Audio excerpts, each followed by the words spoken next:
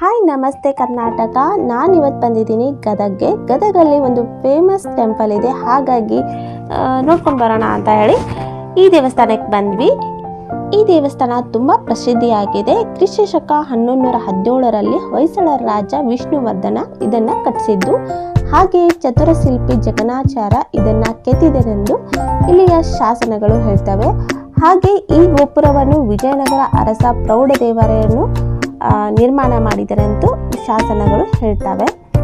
ಹಾಗೆ ಇಲ್ಲಿ ಗದುಗಿನ ಮಹಾಭಾರತ ಅಂತ ನಾವೆಲ್ಲ ಕೇಳಿರ್ತೀವಿ, ಅದನ್ನು ಬರೆದಿದ್ದು ಇಲ್ಲಿಯೇ ಕುಮಾರವ್ಯಾಸರು. ಇಲ್ಲೇ ಈ ಗುಡಿ ಕಂಬಗಳಲ್ಲೇ ಒಂದು ಕಂಬದಲ್ಲಿ ಕೆಳಗಡೆ ಕೂತು ಗದುಗಿನ ಮಹಾಭಾರತ ರಚಿಸಿದಂತೆ.